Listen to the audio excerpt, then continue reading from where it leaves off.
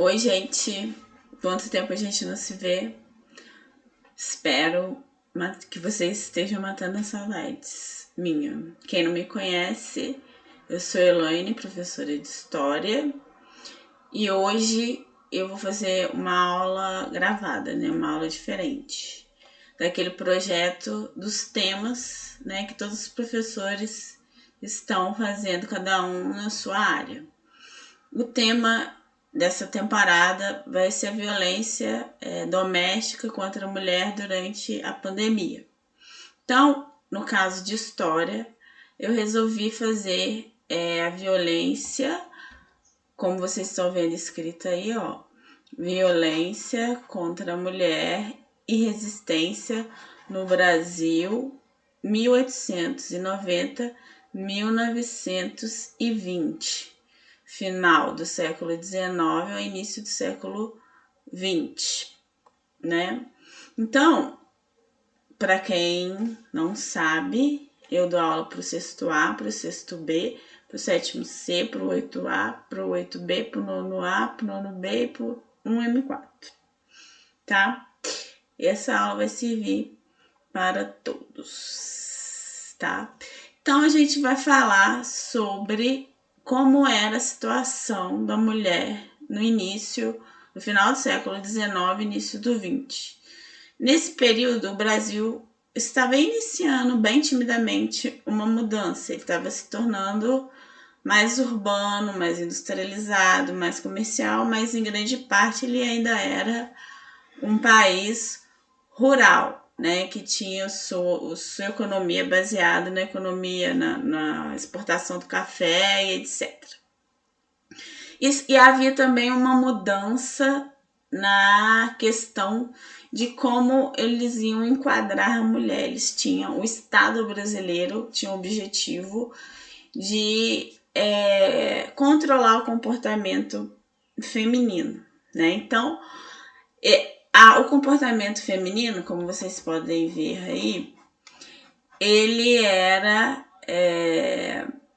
forçado pelo judiciário. Vocês estão vendo aí o juizinho nervosinho, né? Então o judiciário ele colocava leis, ele punia, prendia as mulheres que não se comportassem bem.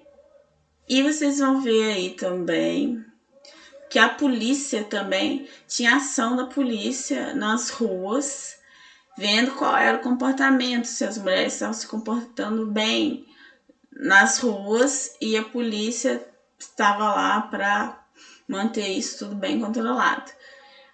Ou seja, né, o judiciário, o juiz, as leis, a polícia, então quer dizer, o Estado brasileiro estava controlando o comportamento da mulher. E também a família, né? A família também estava controlando o comportamento da mulher. E qual seria o comportamento da mulher, né? Como é que ela deveria se comportar? Ela teria que ter moderação na linguagem, ela não poderia falar palavrões, ela deveria ter boas maneiras, né? Ela deveria ter boas maneiras, não sair às ruas desacompanhadas de um homem da família. Logo vai aparecer um policial, né, para falar: querida, não, você não pode ficar andando aí pelas ruas sozinha. Então, a mulher, ela deveria ser, né, bela, recatada e do lar, né? Não sei se isso lembra alguma coisa dos dias de hoje, né?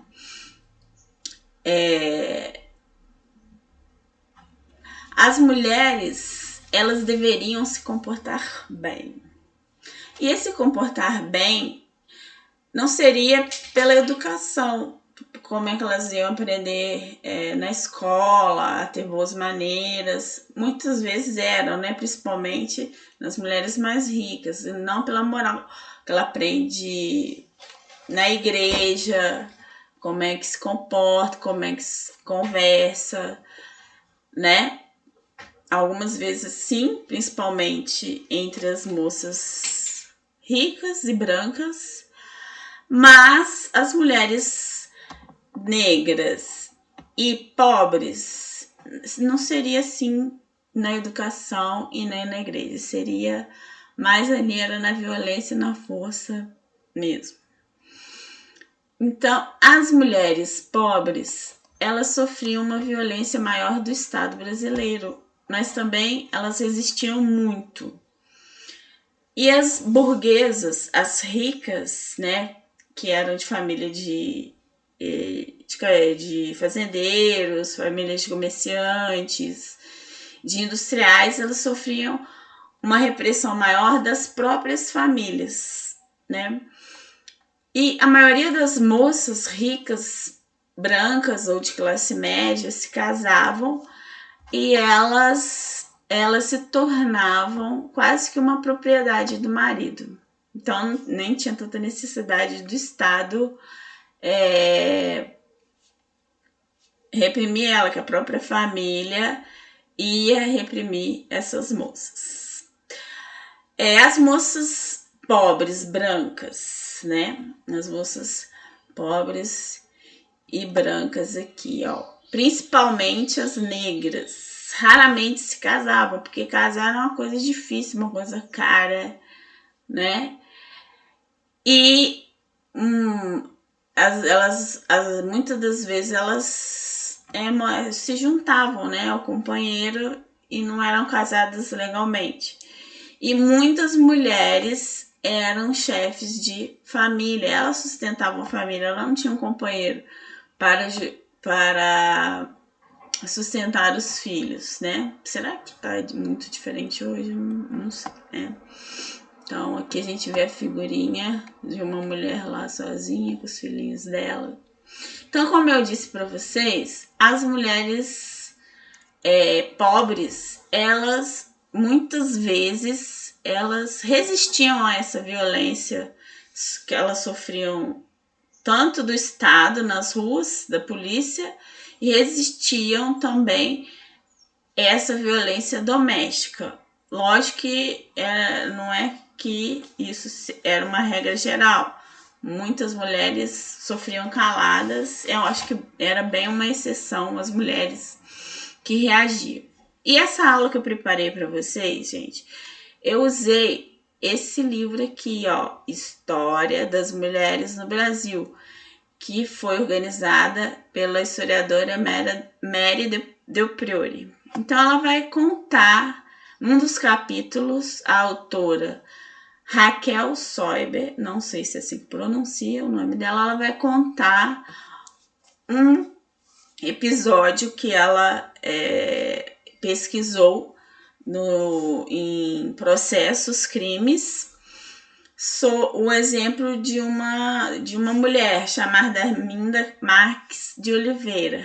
E a história dela, ela vai relatar no livro. Vou deixar aqui, ó, para você, quem quiser ler o relato, começa aqui, ó. Quem quiser ler, aí vocês param o vídeo, vai lendo aqui tudo, ó, daqui, aqui. E depois continua aqui, eu coloquei para quem quiser ler.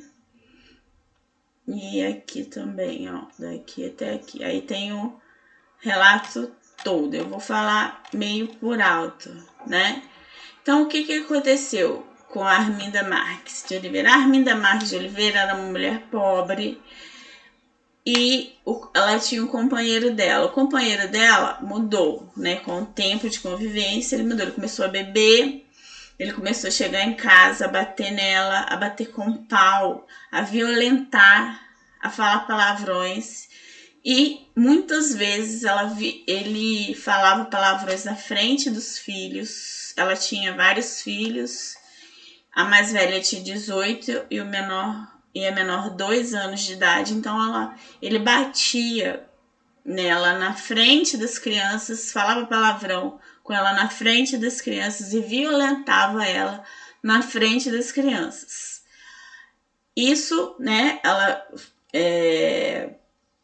suportou isso por muito tempo, mas chegou um dia que ela não suportou mais, quando ele veio com um pedaço de pau para querer bater nela, ela não suportou, pegou o pau da mão dele, deu nele e acabou assassinando o companheiro dela.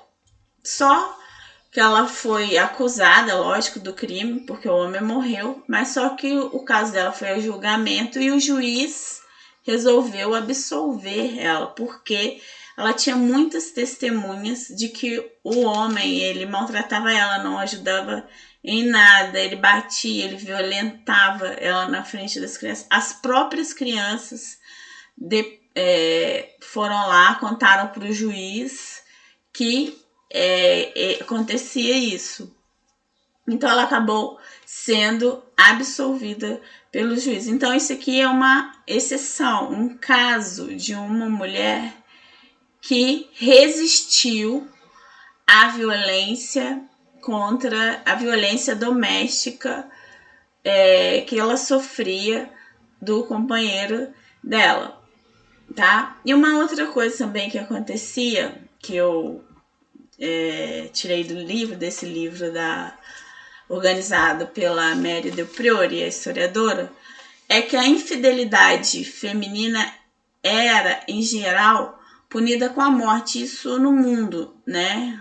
Em grande parte dos países, tem países que até hoje a infidelidade feminina é punida com a morte.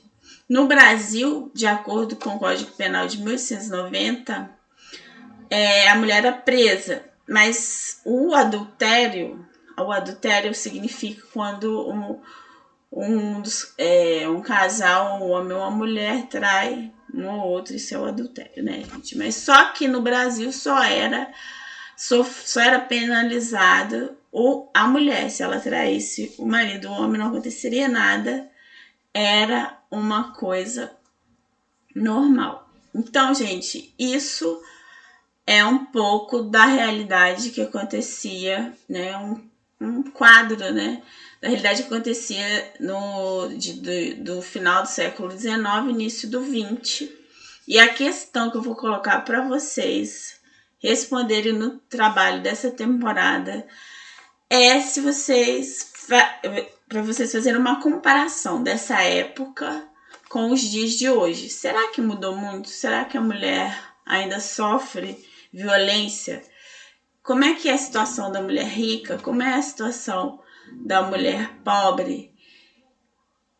Eu quero que vocês escrevam um texto pequeno dessa comparação. Vocês podem colocar no blog ou me mandar um e-mail, tá bom? Então, um abraço, até a próxima e eu espero as respostas de vocês. Tchau!